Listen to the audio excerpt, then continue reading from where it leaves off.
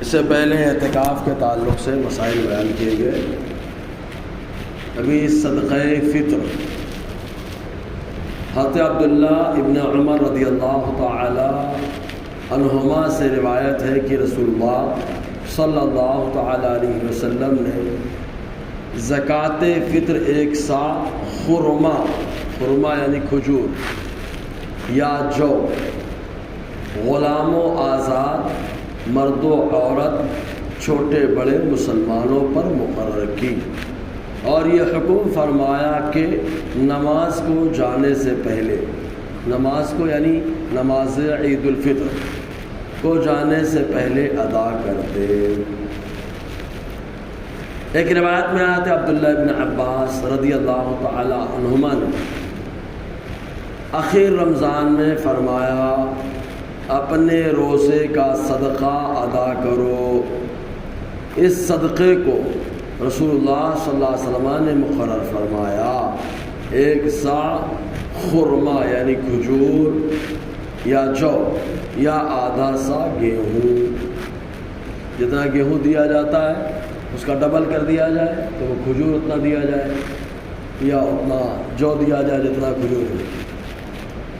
ایک روایت میں یوں آیا حضور صلی اللہ علیہ وسلم نے ایک شخص کو بھیجا کہ مکے کی کوچوں میں یعنی گلیوں میں اعلان کر دے کہ صدقہ فطر واجب ہے۔ حضرت عبداللہ ابن عباس رضی اللہ تعالی عنہما سے امام حاکم روایت کرتے ہیں کہ رسول اللہ صلی اللہ علیہ وسلم نے زکوٰۃ فطر صدقہ فطر مقرر فرمائی کہ لغو اور بیہودہ کلام سے روزے کی طہارت ہو جائے، یعنی روزے کی حالت میں جو بیہودہ باتیں کی ہیں یا الٹی سیدھی حرکتیں کی ہیں یا جو بھی کام کیا، تو صدقہ فطر جب ادا کرتے ہیں تو روزہ ان تمام گندگیوں سے پاک و صاف ہو جاتا ہے، اور مساکین کی خورش ہو جائے۔ مساکین یعنی غریبوں کے کھانے کا انتظام ہے، خورش یعنی کھانے کا انتظام ہو جائے۔ امام دہلوی نے حضرت انس بن مالک رضی اللہ تعالی عنہ سے روایت کی ہے کہ حضور صلی اللہ علیہ وسلم نے فرمایا بندے کا روزہ آسمان اور زمین کے درمیان معلق رہتا ہے، لٹکا رہتا ہے۔ آسمان و زمین کے درمیان روزہ لٹکا رہتا ہے جب تک وہ صدقہ فطر ادا نہ کر دے۔ ادا کر دے گا تو مقبول ہے، نہیں ادا کرے گا لٹکا رہے گا۔ تو صدقہ فطر یہ واجب ہے، جس کو ہم لوگ فطرہ بھی بولتے ہیں، فطرہ۔ صدقہ فطر واجب ہے، عمر بھر اس کا وقت ہے، یعنی اگر ادا نہ کیا گیا ہو تو اب ادا کر دے، قضا نہیں ادا ہی ہو، عمر بھر اس کو ادا کر سکتے ہیں۔ یعنی کوئی اگر عید کے دن بھول گیا، نہیں ادا کر سکا، سال گزر گیا، رمضان آ گیا، بولے یار پچھلے سال تو میں نے فطرہ ادا ہی نہیں کیا تھا، تو بھائی پچھلے سال نہیں ادا کیا، ابھی ادا کر لو، ابھی ادا کریں گے تو قضا نہیں ہے، یہ ادا ہی کہنا ہے۔ تو عمر بھر اس کا وقت ہے، یعنی اگر ادا نہ کیا ہو تو اب ادا کر دے۔ نماز عید سے پہلے بھی ادا کر دینا درست ہے۔ صدقہ فطر شخص پر واجب ہے، مال پر نہیں، اسی لیے بولتے ہیں صدقہ فطر جان کا صدقہ ہے، مال کا نہیں۔ مال کا صدقہ زکوٰۃ ہے اور جان کا صدقہ فطرہ ہے۔ لہٰذا مر گیا تو اس کے مال سے ادا نہیں کیا جائے گا۔ یعنی کوئی آدمی عید کے پہلے، عید کی صبح پانے سے پہلے انتقال کر جائے تو اب اس کے نام سے صدقہ نہیں ہوتا، صدقہ فطرہ نہیں ہوتا، مطلب ایسے نکالنا چاہے سارے سال تو کرے، کوئی حرج نہیں۔ اس کا وقت کیا ہے؟ عید کے دن صبح صادق، صبح صادق آج آسانی سے سمجھیں ختم سحر، دیکھیے اس پر 5:11 دے رہا ہوں گھڑی میں،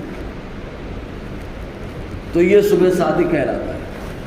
ختم سحر زیادہ آسانی سے لوگ یاد کر لیتے ہیں، تو اس کا وقت عید کے دن صبح صادق یعنی ختم سحر سے واجب ہو جاتا ہے، وقت شروع ہو جاتا ہے۔ لہٰذا جو شخص صبح ہونے سے پہلے انتقال کر گیا یا غنی تھا فقیر ہو گیا،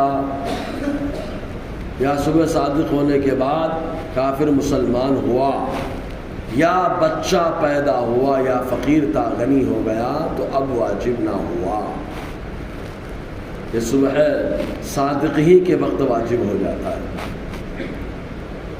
صدقہ فطر ہر مسلمان آزاد مالک نصاب پر جس کی نصاب حاجت اصلیہ سے فارغ ہو واجب ہے۔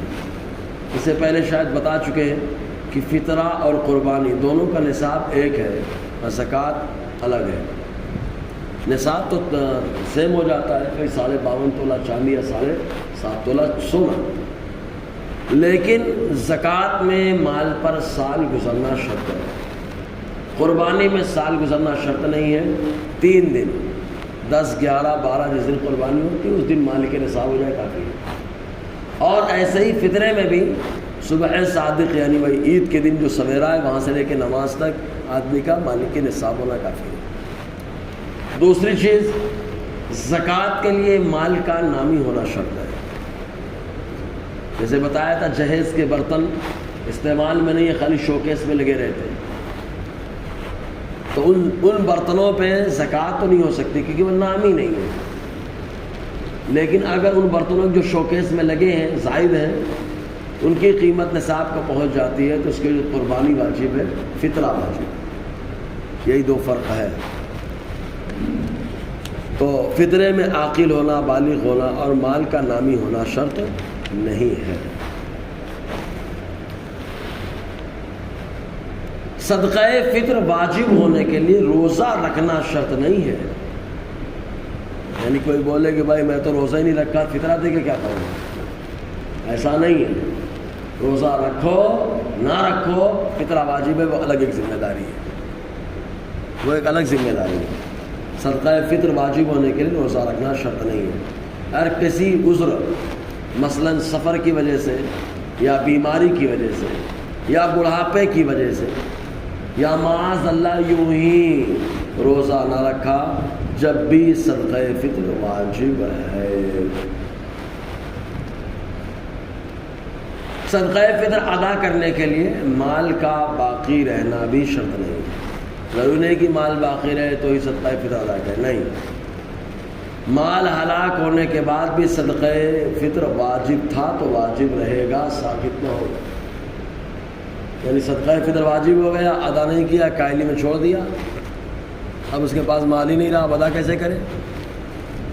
تو ادا کرے، چاہے انتظام کرے اس کا، کیونکہ جب واجب ہوا تھا تب نہیں ادا کیا اس نے، اب ہلاک ہو گیا۔ اسی لیے زکوٰۃ میں، فطرے میں، نماز میں جیسے یہ فرضیت لاگو فوراً ادا کرنا چاہیے، تاخیر نہیں کرنا چاہیے، کیونکہ موت زندگی کا کچھ بھروسہ نہیں، حالات کا کچھ بھروسہ نہیں۔ ایسے ہی ہمارے ہاں سلسلہ ہے، کیا ہے، وہ حج کرنے جائیں گے تو بڑھاپے میں ہی جائیں گے، جوانی میں جائیں گے ہی نہیں، ابھی ہے اپنے پاس ٹائم کو آنے۔ ارے حج کی لذتیں جوانی میں ہیں، زیارتیں جوانی میں ہیں، مزہ لینا ہے وہاں کے سفر کا جوانی میں، تو جو چیز فرض ہو جائے تاخیر نہیں کرنا چاہیے، فوراً ادا کرنا چاہیے۔ زکوٰۃ واجب ہے فوراً ادا کرے، نماز فرض ہوئی فوراً ادا کر لے، ویسے ہی حج فرض ہوا فوراً ادا کر لے، بڑھاپے وغیرہ کا اعتبار نہ کرے۔ جی، موت زندگی کا کچھ بھروسہ نہیں۔ نابالغ لڑکی جو اس قابل ہے کہ شوہر کی خدمت کر سکے، اس کا نکاح کر دیا، شوہر کے یہاں اسے بھیج بھی دیا، تو کسی پر اس کی طرف سے صدقہ واجب نہیں، نہ شوہر پر نہ باپ پر۔ کیوں؟ اس لیے کہ نابالغ ہے، اور باپ پر اس لیے واجب نہیں ہے کہ وہ باپ نے وہ شوہر کے گھر چلی گئی، اور شوہر پہ اس لیے نہیں ہے کہ وہ نابالغ ہے۔ بچوں کا صدقہ باپ ادا کرے، اگر باپ نہ ہو تو باپ کی جگہ دادا ادا کرے، ان کو ادا کرنا ہے نابالغ، کیونکہ جو آدمی خود مالک ہے مطلب جس کے صدقہ واجب ہوا، فطرہ واجب ہوا، وہ اپنی طرف سے بھی نکالے گا اور اپنے نابالغ بچوں کی طرف سے بھی نکالے گا۔ ماں پر اپنے چھوٹے بچوں کی طرف سے صدقہ دینا واجب نہیں ہے، کیونکہ ماں کے اوپر کفالت واجب نہیں ہے، خرچہ اور سب ذمہ داری باپ کی ذمہ داری ہے۔ ماں اگر راشن بھر کے یا کام کر کے گھر خرچہ چلاتی تو احسان واقعتاً احسان کر رہی ہے، ورنہ خرچے کی ذمہ داری اٹھانا یہ شوہر کا کام ہے، آدمی کا کام ہے۔ نکاح کے ٹائم ہی امام صاحب قبولوا لیتے ہیں دھڑ سے، علاوہ نان و نفقہ کے۔ بھائی صاحب قبول کر کے بھی جاتے ہیں، ہاں قبول ہے، سب کچھ کروں گا، نفقہ بھی دوں گا، نان بھی دوں گا، اور اس کے بعد بھائی صاحب شرارتیں شروع کر دیتے ہیں۔ بہرحال یہاں پہ ایک نکتہ سمجھا دوں موضوع سے ہٹ کے، کیونکہ اب یہ مسئلہ عورتوں کو معلوم ہو جائے گا، شاید گھر میں کھانا بھی نہ ملے۔ تو مردوں کو معلوم رہے، ہمارے یہاں کھانے کی وجہ سے اگر عورت کو مارا گیا، کھانا نہیں اس نے صحیح سے بنایا یا لیٹ کر دیا اس نے کھانا بنانے، پھر اس پہ شوہر نے مارا، تو یہ ظلم ہے۔ عورتیں نہیں اس لیے مسئلہ بتا رہے ہیں، ان کو معلوم ہو جائے گا تو کھانے کی پابندی ہو جائے گی۔ ظلم ہے، کیوں ظلم ہے؟ کیونکہ آپ مسجد میں نکاح قبول کرتے ہو، اور وہی مسجد میں کیا بولتے ہو؟ علاوہ نان نفقہ کے امام صاحب نے جیسے کہا ہاں قبول ہے۔ اس کا کیا مطلب ہے؟ نان مانے روٹی، نفقہ مطلب خرچہ، مطلب روٹی خرچے کا انتظام کرنا شوہر کا کام ہے۔ جب آپ مسجد میں قبول کر کے لا رہے ہو، سب آدمیوں کے سامنے گواہی دے رہے ہیں سب لوگ، آپ قبول کر کے لا رہے ہو، تو جس کی ذمہ داری آپ کی ہے تو وہ بیچاری کر رہی ہے، اس نے غلط کر دیا یا کچھ خامی آ گئی تو مارنے کا حق آپ کو کس نے دے دیا؟ یہ تو ذمہ داری آپ کی تھی نا۔ اور پھر اس کھانے کی وجہ سے طلاق کی نوبت آتی ہے، افسوس کا مقام تو یہ ہے۔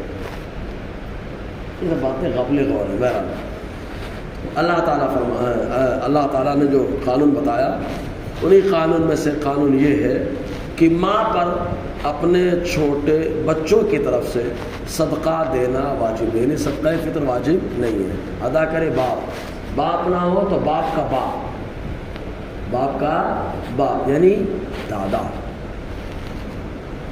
تجارت کے غلام کا فطرہ مالک پر واجب نہیں، ابھی غلام وغیرہ کہاں رہ گئے۔ ہاں یہ اور بات ہے کہ آزاد انسان پہلے نہیں بکتے تھے، اب بکنے لگے ہیں۔ آزاد انسان بکنے لگے، پہلے نہیں بکتے تھے، اب بکتے ہیں۔ اب آپ کو کہاں پہ تو بہت سارے کھیل آ چکے ہیں ایسے کہ انسانوں کو خریدا جا رہا ہے۔ اب اس پہ زیادہ ڈیٹیل میں ہم نہیں جائیں گے۔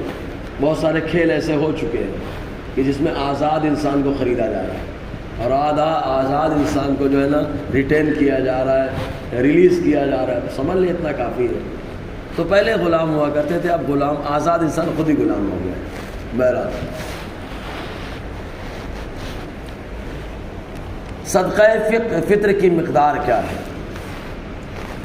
تو صدقہ فطر کی مقدار گیہوں یا اس کا آٹا، گیہوں یا اس کا آٹا یا ستو آدھا سا۔ ستو تو کوئی نہیں جانتا ہوگا شاید، اللہ ماشاء اللہ۔ گیہوں سب جانتے ہیں، گیہوں کا آٹا بھی معلوم ہے۔ ستو حضور نے سحری میں کھایا ہے، حضور نے سحری میں ستو کھایا۔ حضرت بلال رضی اللہ تعالیٰ فرماتے ہیں میں آقا علیہ السلام کی بارگاہ علی جا میں حاضر ہوا، حضور صلی اللہ علیہ وسلم ستو شریف کھا رہے تھے۔ ستو حضور صلی اللہ علیہ وسلم کو میں نے دیکھا، حضور نے فرمایا بلال آؤ کھا لو۔ تو میں نے کہا سرکار میں کھا کے آیا؟ حضور نے کہا کھا لو، سحری ہے، برکت والا کھانا ہے۔ تو ستو آقا علیہ السلام نے کہا، ہم لوگ تو تری جھری کھا رہے ہیں، آقا علیہ السلام نے ستو کھایا ہے۔ ستو کیسے بنتا ہے؟ دیکھو گیہوں ہے، جو ہے، چنے ہیں، ان سب کو جو ہے پہلے پانی میں ڈبا دیا جاتا ہے جیسے گھگری، پھر اس کے بعد نکال کے انہیں سکھایا جاتا ہے، پھر ان کو بھنایا جاتا ہے، بھنانے کے بعد ان کا آٹا پیسا جاتا ہے، پھر اس آٹے میں پانی ڈالو، پانی ڈال کے یا تو گڑ یا شکر یا نمک بھی کچھ لوگ ڈالتے ہیں، نمکین بناتے ہیں، اس کو جو ہے نا چاہے گیلا کر کے کھاؤ اور چاہے اس کو گیلا کر کے پی لو، اور چاہے تھوڑا سے گاڑھا رکھو اور اس کو آرام سے کھا لو۔ اس طریقے سے ستو ہوا کرتا ہے۔ یہ حضور صلی اللہ علیہ وسلم کی پیاری سنت ہے، ہم لوگ تو سنت بھولے بیٹھے۔ میٹھا کھانا سنت ہے، چلیے میٹھا کھانا سنت ہے وہ یاد ہے، ستو کھانا سنت ہے تو معلوم ہی نہیں ہے۔ تو گیہوں یا اس کا آٹا یا ستو آدھا سا۔ ہم لوگ تو یہ مسئلہ پوچھتے ہیں گیہوں کتنے چلا گیہوں، بس آگے بڑھتے ہی نہیں ہیں کہ کھجور یا منقع یا جو یا اس کا آٹا یا ستو ایک سا پہ جاتے ہی نہیں ہم لوگ۔ اب اگر کھجور ایک سا پہ جائیں 2 کلو 47 گرام آدھا سا ہوتا ہے، تو ایک سا کتنا ہوا؟ 4 کلو 94 گرام۔ اب 4 کلو کھجور، 4 کلو 94 گرام کھجور۔ اب اگر اچھی والی لائے، مان لیجئے اجوا عالیہ پہ پہنچ گئے، 1200 روپے میں ہے، اب 4 کلو نکالے کتنا پہنچتا ہے؟ تقریباً 5000۔ ہم لوگ کیا ہے گیہوں والا نکال رہے ہیں خالی بس، امیر بھی گیہوں والا نکال رہا ہے، غریب بھی نکال رہا ہے۔ ارے اپنی کیپیسٹی کے حساب سے نکالیں، اللہ نے جتنی طاقت دی ہے، جتنی کیپیسٹی دی ہے، اگر گیہوں والی طاقت ہے ٹھیک ہے گیہوں والا نکالیں فطرہ آپ، کیونکہ یہ جان کا فطرہ ہے نا، جان کا صدقہ ہے نا، تو اپنی جان کا صدقہ آپ جتنی کیپیسٹی اللہ نے دی ویسے نکالیے۔ گیہوں والی کیپیسٹی ہے، گیہوں نکال دیجئے، گیہوں کا آٹا نکال دیجئے، ستو نکال دیجئے۔ اور اگر اللہ نے کھجور والی طاقت دی ہے، منقے اور کشمش والی طاقت دی ہے، تو جتنی طاقت دی ہے اس کے حساب سے نکالا جائے۔ کچھ لوگ ہیں ان کو مسئلہ بتایا تو ماشاءاللہ لوگ نکال لیں، کافی لوگ نکالتے ہیں، تو یہ کرنا چاہیے، جس کی جتنی کیپیسٹی ہو کیپیسٹی کے حساب سے نکالنا چاہیے، اور انشاءاللہ اس کے مسائل آگے بیان ہوتے رہیں گے۔ اللہ تعالیٰ ان مسائل کو عام کرنے کی توفیق عطا فرمائے۔